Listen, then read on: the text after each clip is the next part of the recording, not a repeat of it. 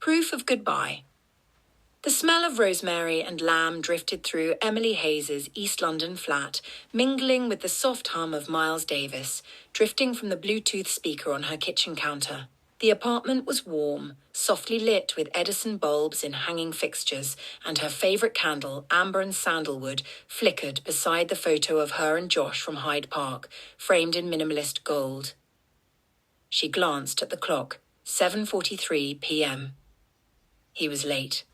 Again.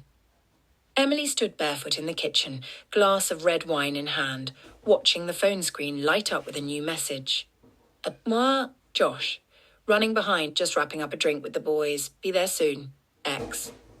She stared at the message for a moment before locking the phone and placing it face down. Then she forced a breath out through her nose and reached for the second wine glass. Pour. Deep red. Smooth. Predictable. Unlike him, the first few months had been good. Really good.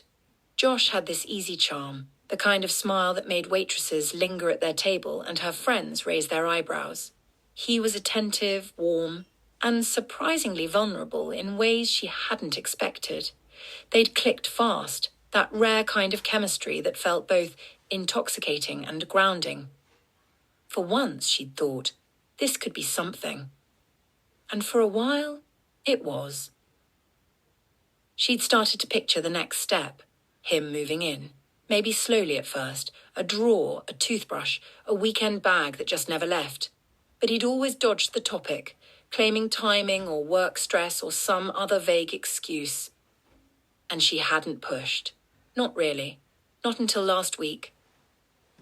She turned down the heat on the oven and walked over to the couch, wine glasses in hand. A soft buzz startled her. Finally. She buzzed him in and composed herself, tucking her hair behind her ears and fluffing the pillows she'd already fluffed twice. Josh walked in like he belonged there. Same black coat, same smug grin. Smells amazing, he said, leaning in to kiss her. Emily kissed him back, trying not to smell the scent of unfamiliar perfume that clung faintly to his collar. He collapsed onto the sofa with a sigh. You okay? She asked, passing him his wine. Long day, he said, sipping. Dan's getting divorced. Total mess. Another one bites the dust, she murmured. He laughed. Makes you appreciate the normal stuff, right? She nodded. Normal is good. Dinner passed in a blur of casual conversation and clinking silverware. He asked about her week. She told him about a new account she'd landed at work. He told her a story about someone quitting over Slack, and they laughed. The mood was easy, like it always was. Too easy. Later, curled on the couch, her head on his chest, she broached the subject again. So I've been thinking, she said, tracing small circles on his shirt, about you moving in. Josh didn't flinch. He just smiled faintly, eyes on the ceiling. Still pushing that, huh? It's not pressure, she said quickly. This feels right, doesn't it? It does, he said. Things are good. Maybe we don't need to rush. Emily went quiet. He stroked her hair gently like he was trying to soothe her without giving her anything real. Right, she said, no rush. Later that night, as he brushed his teeth in the bathroom, she scrolled through her texts. Zara. So, weird question. Was Josh out with you Friday? Emily frowned, thumbs already moving to Emily. No, he was out with the boys. Why? Zara. Pretty sure I saw him at Soho Lounge, not alone, and he was very friendly. Emily's heart sank. Emily. You sure it was him? Zara. Same coat, same hair, same smug grin. I didn't want to say anything, but... Josh stepped out of the bathroom, wiping his face. You good? He asked. Yeah, she said quickly, locking her screen. Just Zara. Work drama. He nodded and climbed into bed beside her. She lay there staring at the ceiling long after he began to snore, her stomach twisted in silent knots. The rain had just stopped, leaving a slick sheen on the pavement that reflected the cafe's neon sign like a broken mirror. Emily arrived early, choosing a corner table at Maison Brew where she and Zara had shared countless lattes and post-breakup debriefs. She wrapped her hands around a steaming flat white, but the warmth didn't reach the cold churning in her chest. Zara arrived 5 minutes later, umbrella dripping and eyeliner perfectly in place. "You look tense," she said, peeling off her coat. Emily forced a smile. "Just a long week." Zara raised an eyebrow. "This about Josh?" Emily didn't answer. Not yet. They sat in silence for a moment, sipping, the clink of ceramic cups and cafe chatter filling the air around them like static. Finally, Zara leaned forward. "I wasn't going to say anything. I didn't want to stir things, but I'm telling you now because it's weird, Em. I know what I saw." Emily stared at her coffee. "Tell me again." Zara didn't hesitate. "So I was at Soho Lounge with the girls on Friday, right? We were near the bar and I saw him, Josh. I mean, maybe it was a look-alike, but it really looked like him. Same coat, same walk, and he wasn't alone." Emily's fingers tightened around her mug. Zara continued, her voice lower now. "He was with this brunette, maybe mid-20s, super glam. And it wasn't just friendly. He had his hand on her back, then her waist. Like, familiar. Too familiar." Emily swallowed hard. "Did he see you?"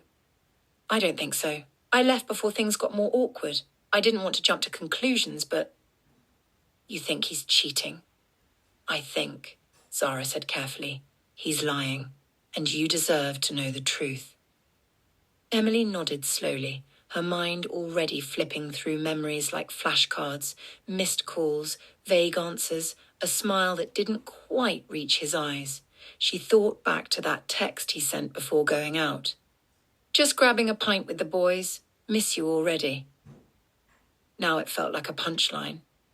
"I don't want to be that woman," Emily said quietly. "The one who snoops, who checks his phone while he's in the shower." "Then don't," Zara said. "There's another way." Emily looked up.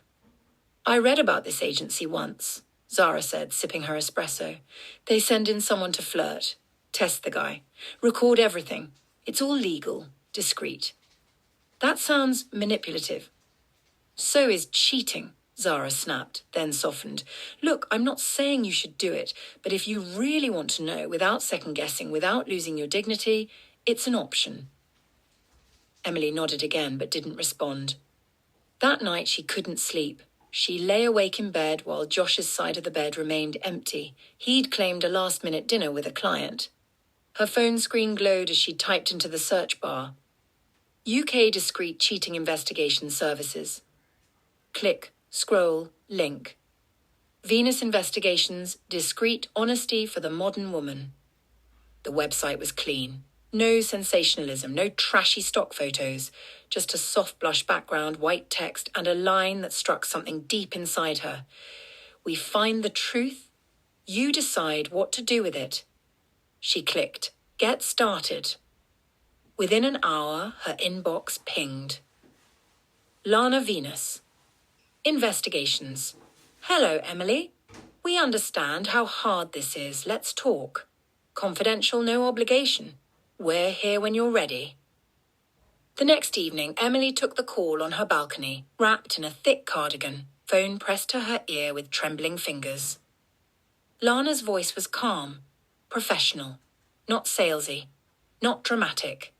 Emily told her everything, how long they'd been dating, the suspicions, the friend's warning, the gut feeling that wouldn't quiet down. "We typically assign a field agent to cross paths with your partner at a known hangout," Lana explained. "We keep it casual. Our agents don't initiate contact beyond small talk. If he escalates, we record. You get video and photographic evidence. If he's faithful, you get peace of mind. If not, you have the truth." Emily stared out at the glimmering city. "And he never finds out." "Not unless you want him to."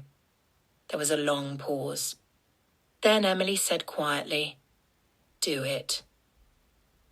Saturday night descended over London like a velvet curtain, the streets glistening with fresh rain and neon reflections.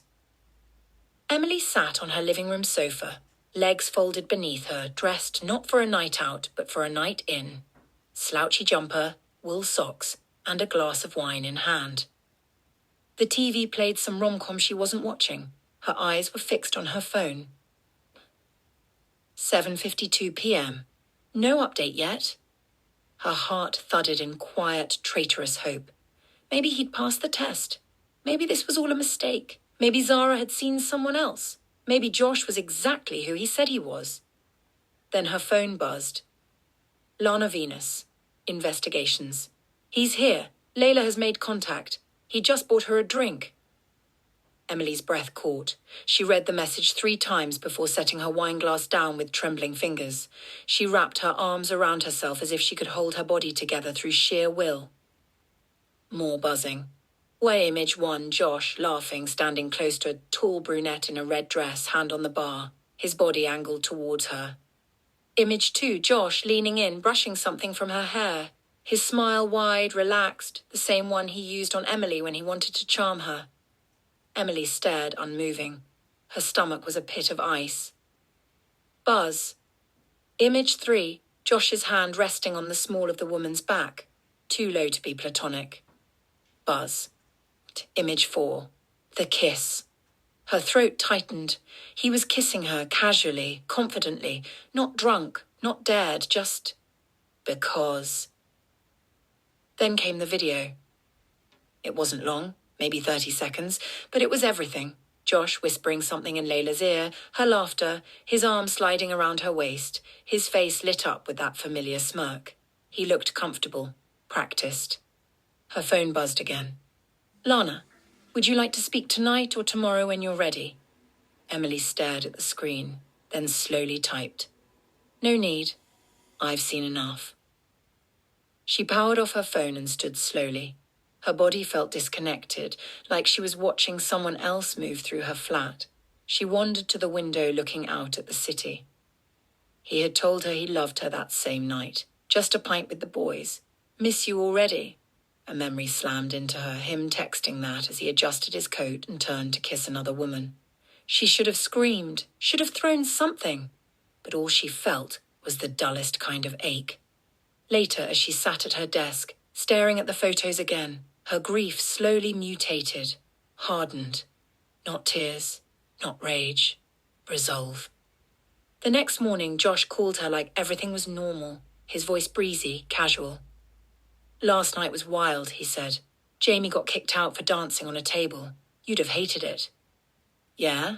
Emily asked, voice level. Totally. I missed you, though. What did you get up to? Oh, you know, she said. Just a quiet night in. Nice. I've been thinking maybe it's time, you and me, living together. Emily's lips curled. Yeah, she said sweetly. Let's do it. Josh brought it up again the next day. They were lying on her sofa, his arm draped lazily over her shoulder, reruns of The Office playing in the background. Emily barely registered the dialogue. 2. I gave my landlord notice this morning, Josh said with a grin. We're really doing this, huh? Emily smiled, the kind that didn't quite touch her eyes. Looks like it. Hope you're ready for my sock collection to invade your perfect closet space, he joked. She laughed lightly. Oh, I've been mentally preparing for the chaos. He kissed the top of her head. You're amazing, you know that? She closed her eyes. I know. Over the next 2 weeks, Emily became the picture of the excited girlfriend. She made room in her wardrobe, ordered new hangers, labelled drawers, took selfies of the space with captions like, making room for someone special, just in case Josh needed more reassurance. In private, her planning was far more precise. She met with a locksmith scheduled for the morning of the move. She cleared out her email inbox of anything traceable to Venus investigations. She bought a fresh envelope and quality bond paper. The letter was concise, cold. Josh, you cheated. I know everything. The night you told me you missed me, you kissed someone else. The woman in the red dress. That wasn't fate, it was a test. One you failed before your drink hit the bar. I let you lie to me a little longer. I needed you to believe the illusion. You gave notice on your flat, thinking you were moving forward. You are walking into a wall. Enjoy your freedom and your homelessness. Do not contact me. Emily. She printed photos, 5 damning shots carefully labelled and arranged. 1 page with screenshots of the texts he sent her that same night. And the final video still. Him grinning as he leaned in to kiss Layla. Cuss. She sealed the envelope and placed it in a drawer. Josh, oblivious, spent the final week packing his life into boxes and calling her babe every chance he got. He dropped off a suitcase early, left his electric razor charging in her bathroom, made dinner one night and asked, "What should we do with my blender?" Emily smiled. "Maybe you can donate it." The night before moving day, Josh texted, "Can't wait to wake up with you every day. I love you." Emily responded with a heart emoji. Then she switched her phone to airplane mode and slept better than she had in weeks. Josh whistled as he carried the first box up the steps to Emily's flat. The air was crisp, with that early spring chill that clung just beneath the sun's warmth. His jacket flapped open, his trainers squeaked against the wet concrete, and he felt good. No, better than good. He was winning. Emily had finally come around. He had a beautiful girlfriend, a stable job, and now a swanky East London apartment with exposed brick and French press coffee in the mornings. Life was finally clicking.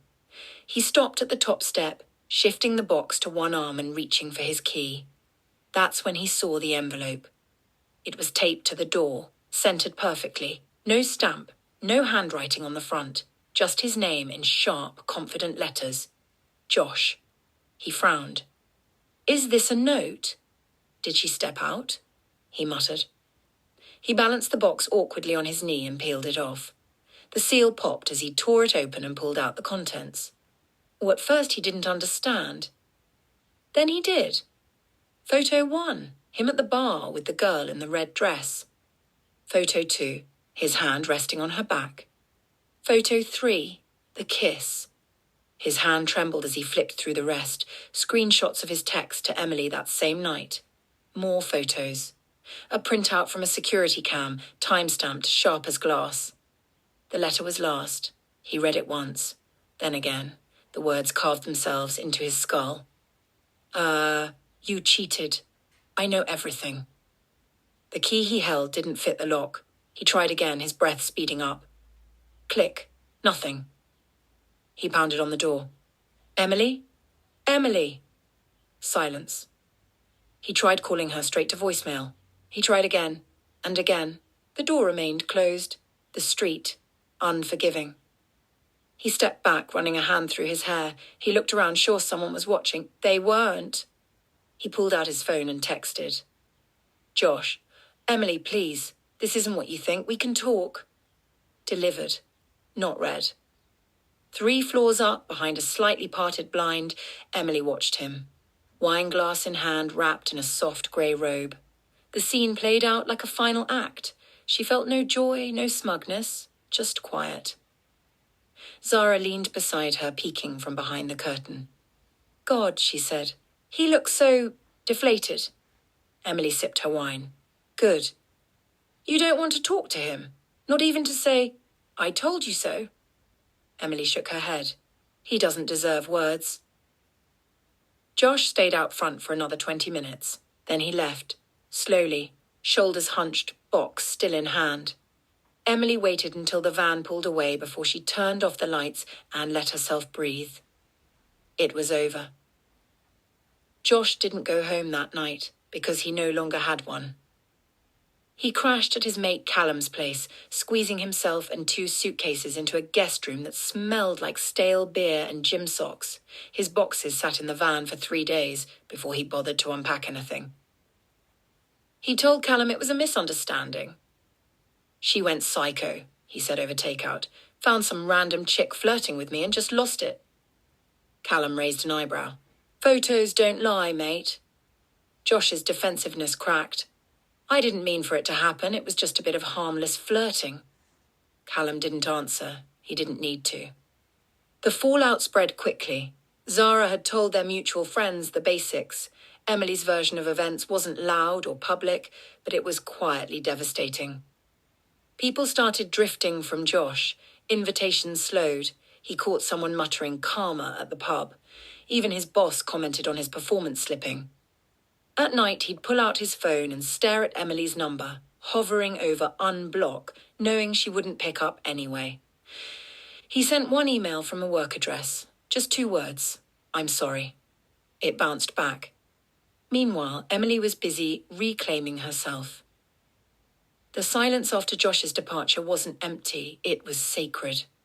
She decluttered the apartment, took down the framed photo from Hyde Park and replaced it with a new print, a black and white quote that read, "Know your worth, then add tax." She joined a women's startup group on Zara's recommendation. It wasn't about networking, it was about energy, being around people who saw themselves as whole, with or without someone to come home to. She slept better, ate slower, started journaling again. At first, it was about him, what he did, what he said. But over time, it became about her patterns, her boundaries, her desires, now detached from someone else's validation. She went on a date, just one. The man was polite, attractive, and completely forgettable. Emily smiled at him once, genuinely, but halfway through dessert, she realized she wasn't ready, not for romance, not for compromise. Not yet. And that was okay. 3 months later, she ran into Josh at a friend's birthday rooftop in Camden. She hadn't known he'd be there. He looked off, not sick, not unkempt, just diminished, smaller, like someone who'd learned a lesson late and paid for it with pieces of himself. "Emily," he said stiffly. She turned, took him in. He was holding a half-drunk pint, his eyes guarded. "I wasn't sure if I should come over," he admitted. "You didn't have to," she said. "I wanted to say sorry. For real this time." She gave him a slow, assessing look. "You're late." "I know, I messed up. You didn't deserve any of it." "No," she said, "I didn't." He nodded, swallowing. "I'm trying to be better. I don't expect anything. I just wanted you to know that." She looked at him for a long moment. He wasn't lying, not anymore, but it didn't matter. "Maybe you will be better," she said softly, "but not with me." And then she walked away. She didn't turn back. Back home, she lit her favorite candle, slipped into her comfiest clothes, and pulled out her journal. At the top of the page, she wrote, "Forgiveness doesn't require an apology, just distance." The rain fell in thin silver streaks against Emily's living room windows, a soft, steady rhythm that calmed her nerves instead of fraying them. The world outside was grey and blurred, but inside her flat was a sanctuary of warm light, quiet jazz, and the earthy scent of bergamot and cedarwood.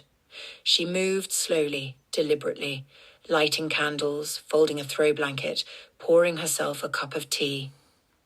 There was no rush, no one was coming, no one to impress. And that was the beauty of it. "Okay." A year had passed since the envelope. 12 months since she'd shut the door on Josh, literally and figuratively. She didn't think about him often anymore. When she did, it was like remembering a dream, distant, disjointed, stripped of power.